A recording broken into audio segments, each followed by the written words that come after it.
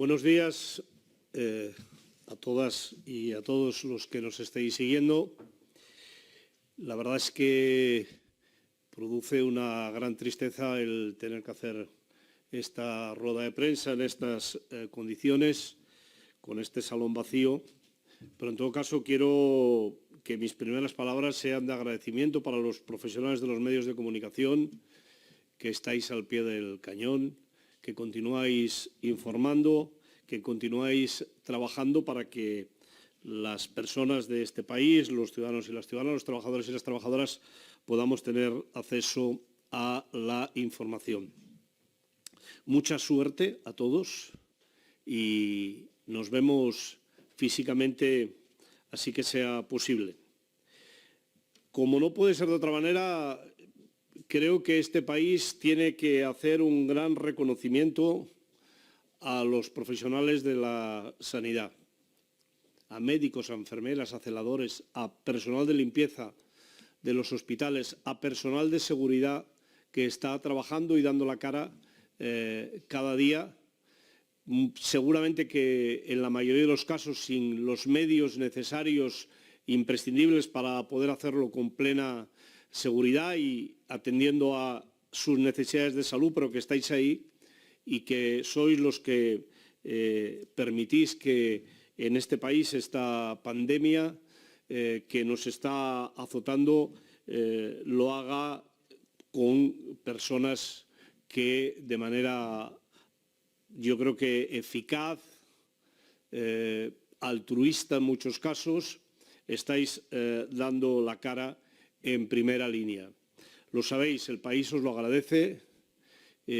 Cada día a las 8 de la tarde con ese aplauso inmenso que desde los balcones os dedicamos a todas y a todas. Pero evidentemente hay muchos más trabajadores y trabajadoras que están expuestos y que están expuestos sin medios.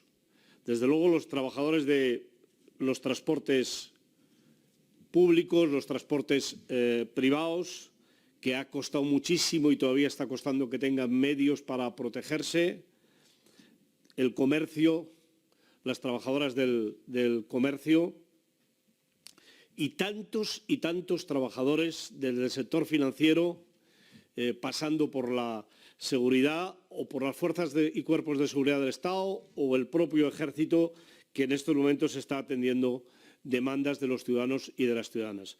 Vaya por delante nuestro reconocimiento, nuestro agradecimiento y nuestra admiración y deuda con vosotros eterna, porque creo que realmente un país se le ve la musculatura que tiene, la fuerza que tiene cuando se ve a los servidores públicos, ya sea desde el sector privado o desde el sector público directamente, cómo estáis dando la cara. Estos días, cuando vemos lo que está pasando en las residencias de ancianos y vemos a las personas que estáis trabajando ahí sin condiciones salir y explicar en los medios de comunicación, convendría también que recordáramos por cuánto lo estáis haciendo. Realmente este país tiene una deuda con todo ese personal que asiste en domicilios, pero también en las residencias de ancianos, un día sí y otro día también. Llevamos muchos días trabajando las dos organizaciones sindicales para conseguir que el impacto económico sea el mínimo. Hasta ahora hemos conseguido algunas cuestiones que son muy importantes. Creo que esa es una de las cuestiones que diferencia esta crisis de las anteriores crisis. Para nosotros la protección a las personas es el elemento clave. Y en ese sentido a mí me gustaría empezar diciendo que estamos desilusionados, sorprendidos por la cantidad de despidos que hay en nuestro país. No son necesarios los despidos. Hemos tomado medidas para que las empresas no utilicen el despido. Sin embargo, el despido se está utilizando de manera permanente en nuestro país. En ese sentido, también hay que dejar claro que vamos a ir trabajando con el Gobierno para ir viendo la posibilidad de situar una moratoria para que los despidos en nuestro país no salgan al precio que están saliendo en estos momentos. Hay que evitar los despidos. Los ERTE son la alternativa a los despidos. Los ERTE se han negociado de tal manera que deben de permitir que ninguna empresa tire del despido. En ese sentido, necesitamos que el tratamiento de los ERTE se haga igual en el conjunto del país. Las comunidades autónomas tienen que tener instrucciones claras del Ministerio, y así se lo hemos dicho al Ministerio, de cómo se tienen que tramitar los ERTE para que la tramitación sea la misma. Sabemos que tiene que hacer un proceso ágil, sabemos que la Administración está al límite, pero en todo caso también hay que dejar claro que el Gobierno tiene que habilitar las medidas para que en el supuesto de que algún ERTE haya pasado sin el debido control, a posteriori se les pueda exigir el retorno, exigir responsabilidades a aquellas empresas que de manera irresponsable hayan intentado aprovecharse de una medida excepcional como son los ERTE. Queremos proteger a las personas y en ese sentido los ERTE dejan muchas personas fuera que tienen que ser protegidas. El Gobierno se comprometió a hacerlo. De hecho, podríamos interpretar con el propio decreto que está hecho, pero me parece que sería muy importante que se clarifique.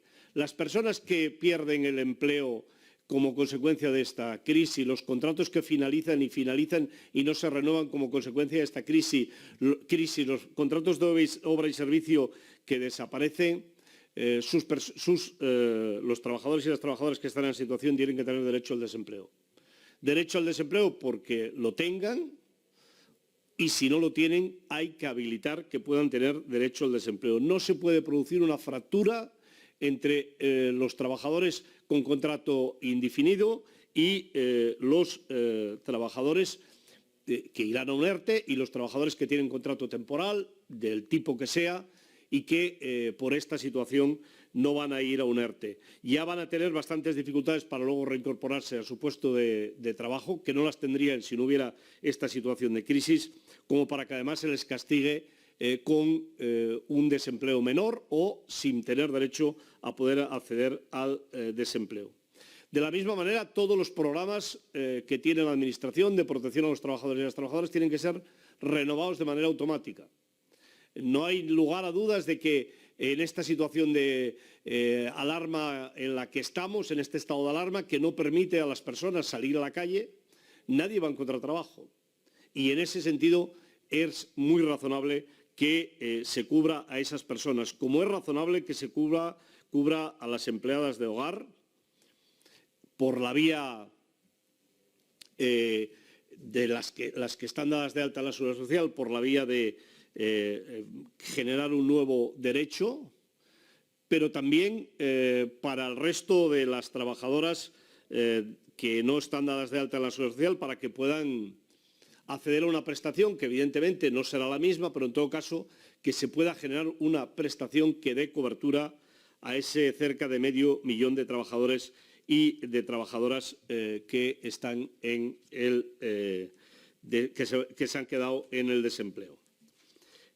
Quiero hacer un llamamiento especial a las administraciones para que sean conscientes de la necesidad de dotar de medios para que el país pueda continuar trabajando en aquellos sectores en los que está abierto, básicamente aquellos que tienen que ver con los servicios a las personas, para garantizar el acceso al agua, a la luz, al gas, a las telecomunicaciones, que tienen que dotar de medios para que estas personas puedan trabajar en condiciones de seguridad. Y ahí los EPIs tienen una importancia absolutamente crucial. Las administraciones públicas es muy difícil poder acceder. Y en ese sentido tienen que ser conscientes que vía telefónica, vía telemática, tienen que resolver los problemas de los ciudadanos y de las ciudadanas. Los problemas que tienen que ver con tramitaciones y demás cuestiones. Permitidme que os pida a los periodistas que especialmente digáis, publiquéis que los trabajadores y las trabajadoras que están sujetos a un ERTE no tienen que dar ninguna información a nadie. Parece ser que hay quien envía SMS pidiendo que den sus datos. No tienen que dar ningún dato. La empresa es la responsable de trasladarlo a la Administración y tiene que ser un sistema que funciona automáticamente.